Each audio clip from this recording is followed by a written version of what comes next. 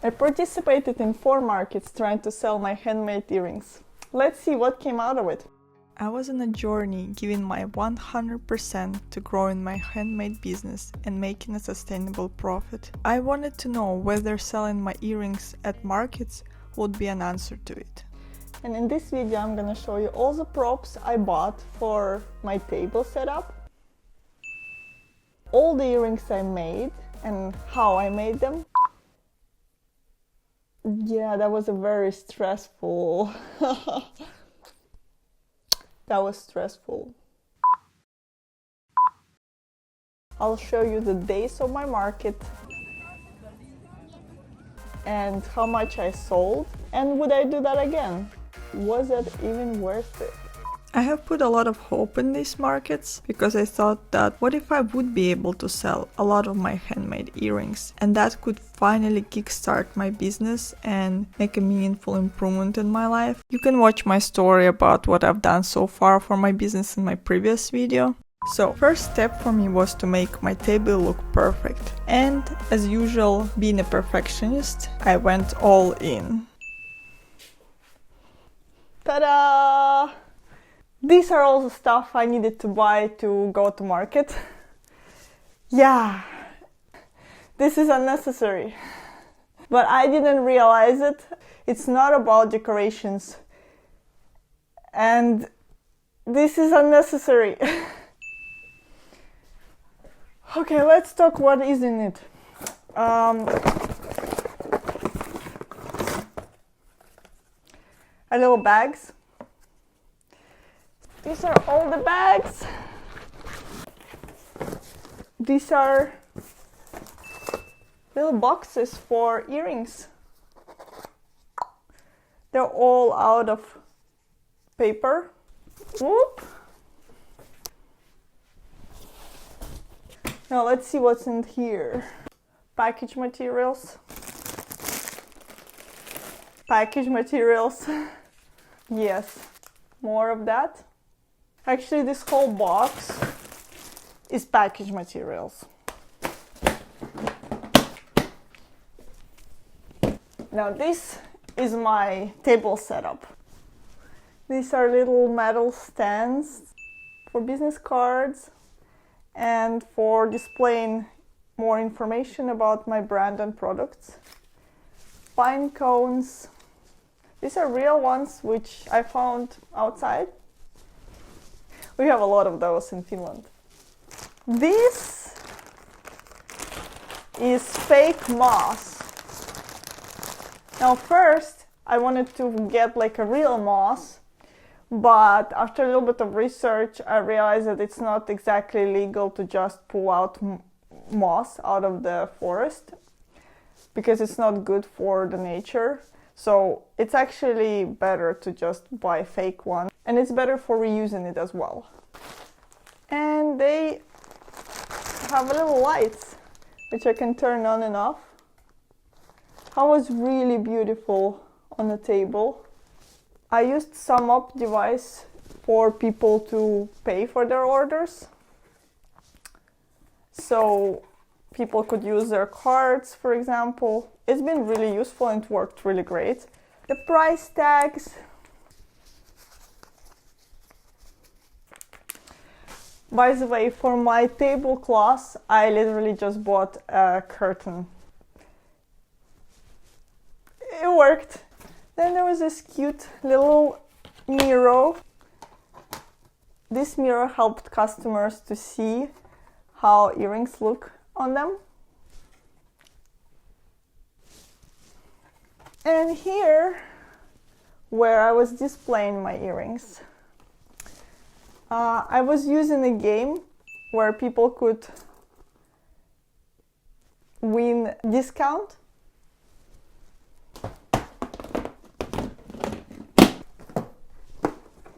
And in this box I had all of my earrings, which I prepared for this market. And here's a little bit of the branded material as well, which I was displaying. Near the Nari is the name of my brand. And I had this little about the artist poster I was cutting and making my packaging all custom with first buying sticker paper and then designing everything to size for my packaging materials, cutting them and customizing my packaging. And here you can see all the earrings I made. The snakes and birds, stone slices. And with each order, customers were getting my custom-made magnets. The same I'm gifting for all the online orders when people are buying from my website. These are my business cards. And this type of packaging I was making, again, customized. In these kind of boxes, I was selling my earrings, my roses.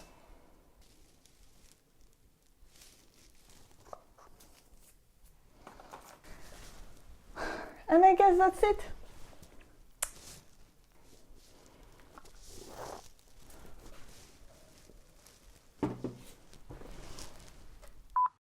Preparation for markets took me several months. First, I was working on hand sculpting all of my pieces. Not many know, but I actually work part-time in my local grocery shop doing shelving, so I was hand-making all of my earrings in between my shifts. And to be honest, running out of time.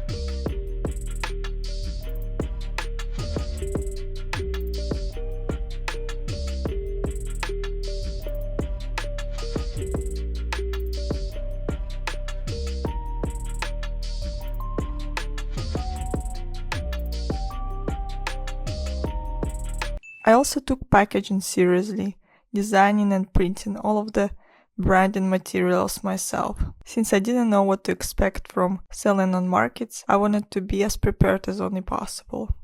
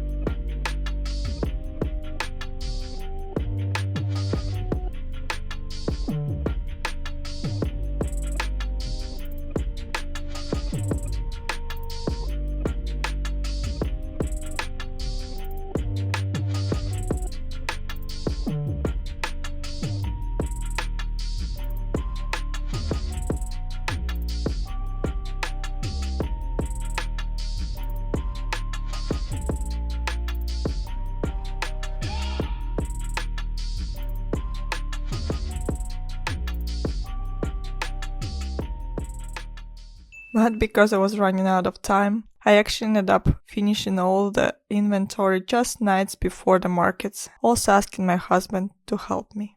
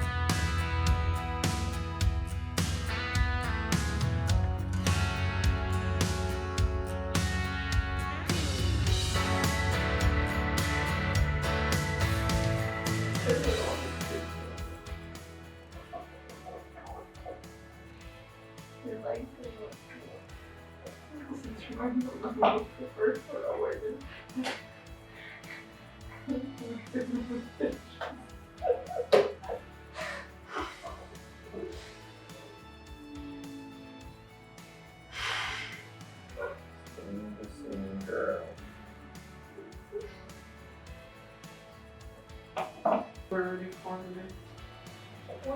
What things you think are ready today? Well, I already realized this one's more today. But you plan. But yes, but more. But the who preach for all the snakes and birds, and I do for lions and Snakes and birds. yeah.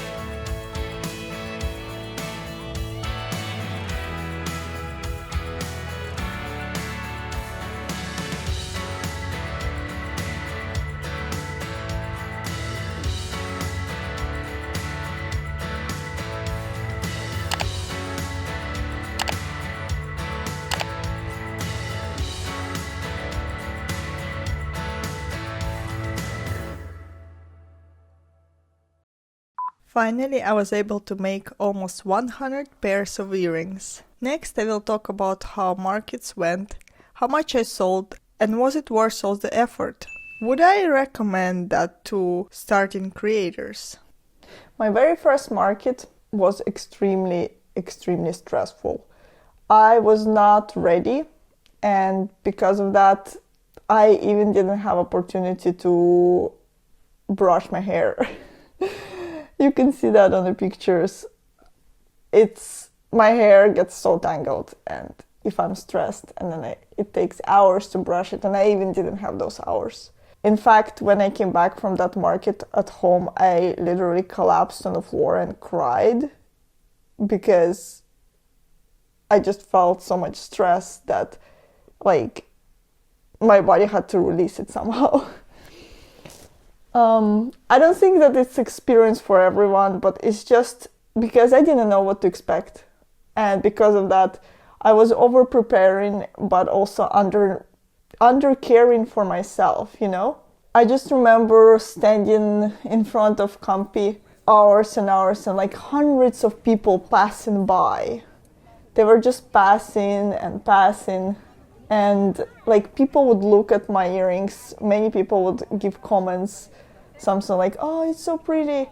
But because there were so many other people like selling, as well as I don't know how to sell, like I realized how important it is to be able to actually sell to people. Like every time there's a customer comes, or like potential customer comes to talk to you, or even gives a comment, like it's an opportunity to actually sell. And many of other sellers were telling me that like you're missing out on opportunities. You need to start talking to these people. You need to tell them stories. You need to tell like something about this jewelry, and you would be selling like to those people, but now they're just giving you compliments and walking by to watch other stuff.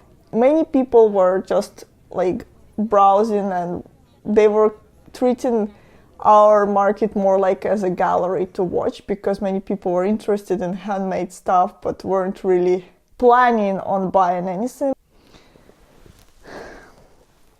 I remember that on that day I had like only one customer who actually bought.